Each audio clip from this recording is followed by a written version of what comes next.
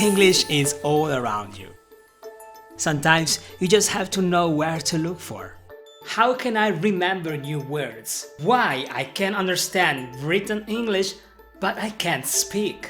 Should I buy a grammar book to start? Hello awesome people, and welcome back to English Fluency with Adler. By the end of this video, you should have a clear understanding of how to effectively learn English and reach that super beautiful wanted C2 level. So let's start by imagining 5 lights. Your goal is to turn on every single light, and there are only 2 rules. Turn them on in the exact order I'll say, and never let them turn off. The first light you need to turn on is listening. In particular, passive listening, which basically means to listen to this language as much as possible without paying attention to it. In other words, start by listening to anything you prefer as you are doing other things. You can listen to anything you want, as long as it's in English, it's good. For example, this very lesson you are watching, this is good. Even if you don't understand everything, you just want to keep listening. The goal, in fact, is to let the sounds of this language into your brain. And you don't need to understand for that. If you think about it, English is everywhere, all around you. Music, commercials, the internet. They all speak this language. You can do this whenever you can, as long as you don't get distracted from your daily activities. Use your earphones and put on a podcast on Spotify or listen to it as you're going to work even. Does it work, you're asking? You betcha. Here is an example. But Chevrolet is the first in the industry to achieve controlled level flight stopping. Do you ever turn on your TV just to watch some commercials? Of course not. But then one day, you have to buy a new car. Which car brand are you going to choose from? A car brand you've never heard of? Or the one you recently heard on TV? And that's exactly what I'm saying. Even if you haven't paid any attention to the commercial, that car brand stuck into your brain and only came out when it was necessary. That, my friend, is the power of passive listening. So if you think you can't remember new words in English, or you think you know very little vocabulary, probably it's because you didn't turn on this first light. Now, let's say you started passive listening. The moment you start to recognize a few words and you feel the curiosity to know more, then you're ready to turn on the next light. Active listening. In fact, my friend, the biggest difference between passive and active listening is all in your level of focus. Now, let's say you turn the second light on. Do you still need to listen passively? Yes, you do. Remember the second rule, never let the lights off. This time, you have an active role. Find new words, search the meaning of phrases you encounter. And in other words, you want to be curious. This is in fact the moment to only listen to things you are very interested in. You only need a few minutes a day. Quality always over quantity. According to your level, you might watch a documentary. A city-state is a city that, with its surrounding territory, forms an independent state. Or a TV series. My name is Tokyo. But when this story began, that wasn't my name. Don't move! Or a comedy show. I thought McDonald's was supposed to have fast and friendly service. She was like, that's at participating McDonald's, and we ain't participating. Watch whatever you want, but do it without subtitles. If you believe you need subtitles to understand, don't worry, I also made a video right on this topic, and I'm going to leave a link down here in the description. Now, speaking of that, if you feel like you're learning a lot, make sure to subscribe to this channel. My goal is to make your fluency as easy as possible. And if that's your goal too, well, this is your home. You're more than welcome to stay. Now, the next slide is speaking. And wait before you rush and do it, because there's a moment, a particular moment you wanna wait for. recognize the first language patterns. A language pattern is a group of words that often repeats during a conversation. I also was wondering just a little bit about the man who brought him here. Just a little bit. She died when I was very young. It's just a little bit wrong, isn't it? What's wrong with you? I mean, what's wrong with you? Albert, what's wrong with you? Think of your favorite song, for example.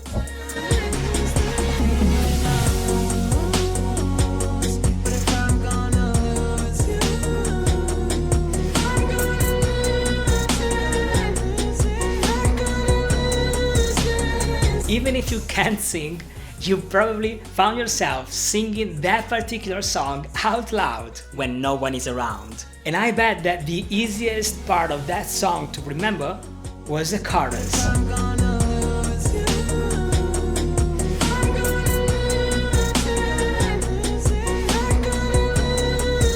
The chorus of the song is just like a language pattern because it's formed of recognizable words that repeat themselves over and over and over. And if you listen to this language over and over and you like what you're hearing, that's when you're ready to start speaking. And just like singing our favorite song, in the beginning, it doesn't matter if there's someone listening to you.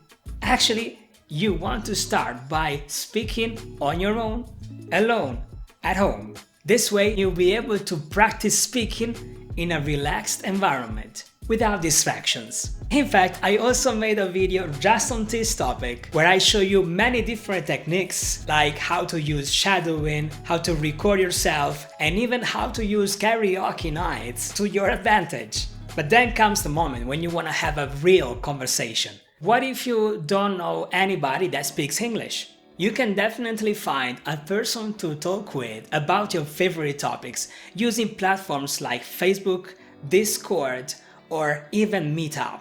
Just go on any of these platforms and find groups based on your particular interests. Once you find somebody to talk with, you may ask for a Skype conversation, for example, and this is how you get the ball rolling. The more you do it, the more your international group of people will expand. And this will naturally get you speaking with more and more people. Now, the most important aspect, my friend, and this is so important, I'm getting closer to the camera, is your pronunciation. When you are speaking with somebody, your pronunciation is the number one thing they will notice about you. And the way you pronounce words is literally going to be a make or break factor when it comes to your communication. I've seen people with university degrees only able to pick up jobs as dishwashers because when they spoke, nobody took them seriously. And I've also seen people with very little English vocabulary receiving big offers and opportunities solely because they were easily understood by the people around them.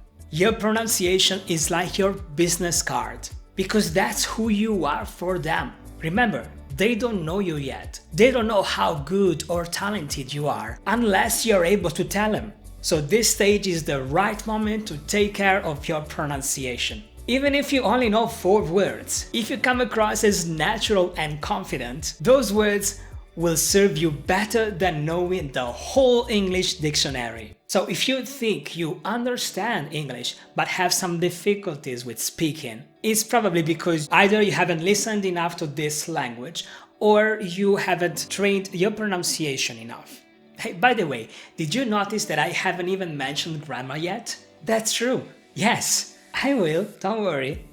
We're just not there yet. In fact, the next slide to turn on is actually reading. This slide turns on naturally, automatically, as you are more and more involved with this language. So don't rush to buy any book for the moment until you have spoken English for at least a few months. In fact, the first encounter with reading is usually through the internet, as you start doing some research in English on your particular topic of interest. As you speak more and more English with real people, you'll also start to receive the first text messages through WhatsApp. And then you will lastly be drawn naturally to books. This is the moment to expand and enrich your vocabulary with richer and more interesting expressions. And when you find yourself in the position of having to write this language, then, and only then, will be the time to turn the last light on.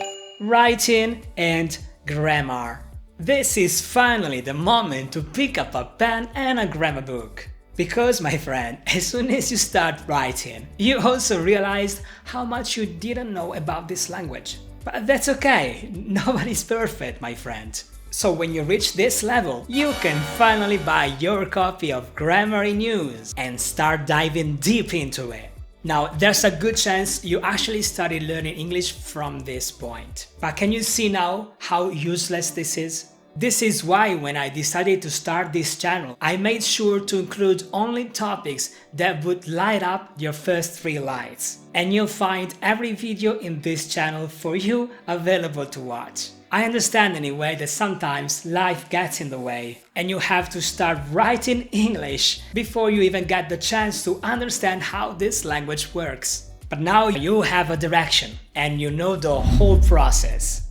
So let's get on with the final quiz. Number 1. When should I start practice speaking?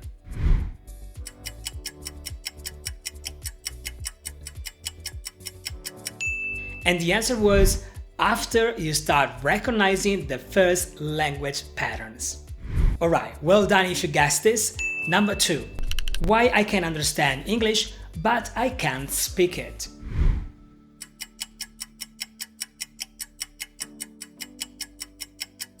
And the answer was because I haven't listened to enough English yet. Alright, I'm sure you're doing great. Let's get on with the last one. Should I buy a grammar book to start?